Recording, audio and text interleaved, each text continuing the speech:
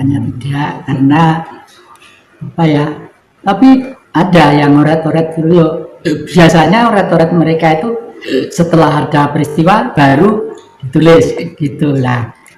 Sebenarnya kalau menurut hemat saya, ramalan yang Prabu Jayabaya yang tidak bisa digubah itu adalah garis besarnya ada di Ramayana dan Mahabharata.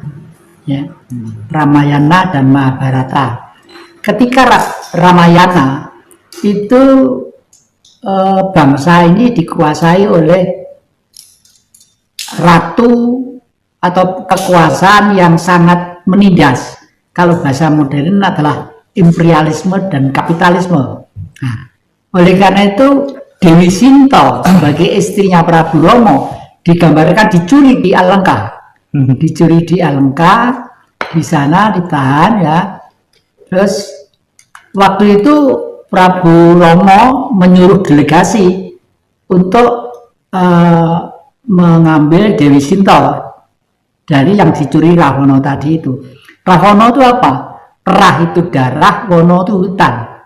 Jadi raja, kelihatannya kekuasaan, pemerintahan, tapi pemerintahan yang berpihak pada kapitalisme dan imperialisme. Semua delegasi gagal, Anggota gagal, Anila gagal, Sugriwa gagal.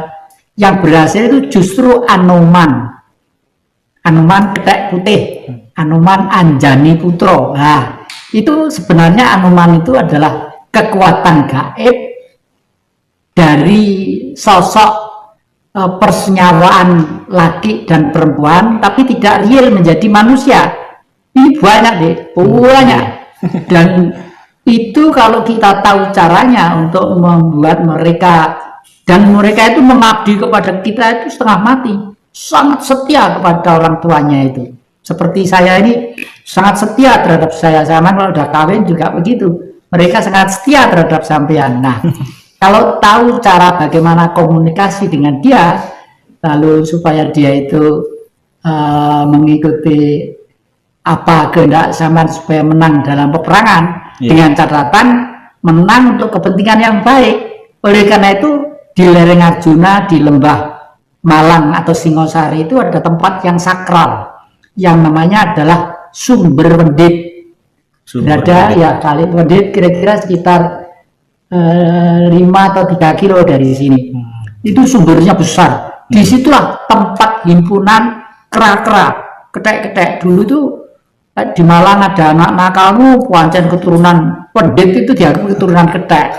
Padahal kera itu suci. Digambarkan putih seperti Anoman itu. Kera itu punya sosial kesahabatan yang bagus sekali. Kalau ada temannya meninggal, itu dikubur bersama-sama. Dikubur bersama-sama, lalu ditimbun begitu. Setelah itu mereka itu beberapa hari ada di pohon-pohon di atas, melekan mungkin. Kalau sekarang mungkin kalau manusia apa tahlilan, gak ngerti ya. Di sana yang foto susah gitu, seperti orang nangis melihat temannya tadi itu. Jadi sebenarnya Prah Pendit itu adalah prah manusia suci. Nah, ini ada di situ, ya. Di situ lalu dipelintir juga oleh penjajah pada waktu itu.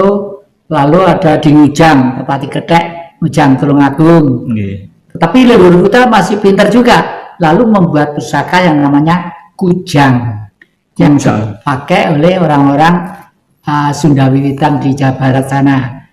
Kujang itu termasuk pusaka kuno yang menjadi andalan dan piandelnya para satria-satria di Jawa ini.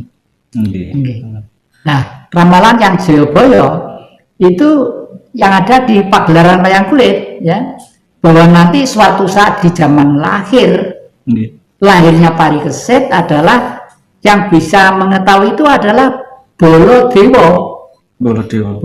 Prabu Balarama atau Baladewa itu kakaknya Krishna, ya. Kenapa kok Baladewa? Bala itu konco, dewa itu gaib.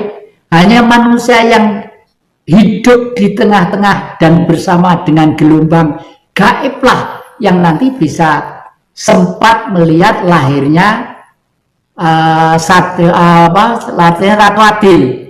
Dan Ratu Adil itulah Satrio Piningit. Ya. Ratu Adil itu apa? Ratu Adil ini dibawa oleh Bung Karno sebagai ideologi negara yang namanya Pancasila. Masuk. Ya. Namanya Pancasila. Lah terus Pancasila ini kenapa kok Bung Karno percaya betul bahwa Pancasila itu masuk disenangi orang sedunia? Karena orang sedunia itu sebenarnya sudah berpancasila. Entah itu Amerika, entah itu Eropa, entah itu Cina, entah Afrika. Karena apa?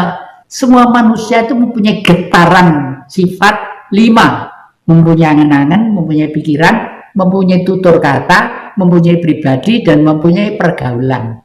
Ya, ini dimulai 500 tahun sebelum Masehi oleh Sang Buddha, Sang Siddhartha Gautama, masuk dalam hutan supaya beliau tahu penderitaan manusia secara umum, meskipun beliau itu adalah anaknya seorang raja yang kaya raya ganteng, dan boleh dikata kalau keringat keluar gitu ada yang rapi, mau maaf, ada yang dulang, ada yang gini gitu ya, tapi tetap hatinya tersentuh untuk pergi dalam satu tempat, entah di sana mau dimakan harimau nggak berpikir, mau nggak berpikir, pokoknya pengen bersama-sama rakyat untuk hidup menderita. Lah, inilah Pancasila yang digali Bung Karno dari budaya bangsa leluhur ribuan tahun yang lalu. Buktinya apa? Diterima oleh dunia, dipidatokan di PBB, semua tepuk tangan gemuruh.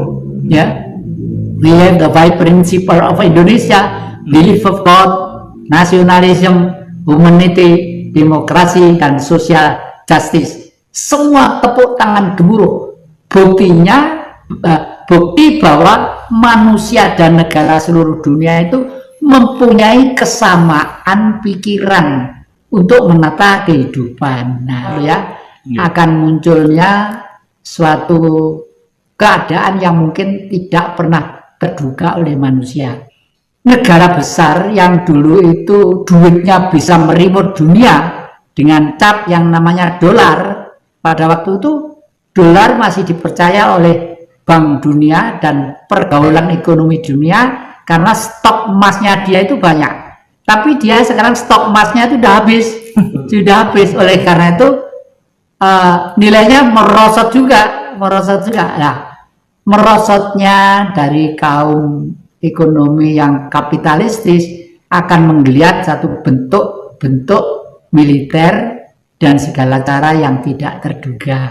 Repotnya, kalau saya melihat viral-viral ya, mereka beranggapan kalau manusia di dunia itu hanya disisakan sekitar 25%, mungkin ekonomi itu akan stabil lagi. Tapi yang 75% mana harus mati, ini loh repotnya, harus mati. Matinya bagaimana? Ya dibunuh lewat bukan peperangan, tapi lewat sesuatu halal. Apakah ini virus itu dan sebagainya, saya tidak tahu, tapi ini saya mengikuti viral-viral pergaulan di dunia, khususnya orang-orang barat yang akhir-akhir ini mempunyai pendapat seperti itu gitu. Pada waktu perang Mahabharata, Prabu Salyopati menjadi senapatinya di Astina.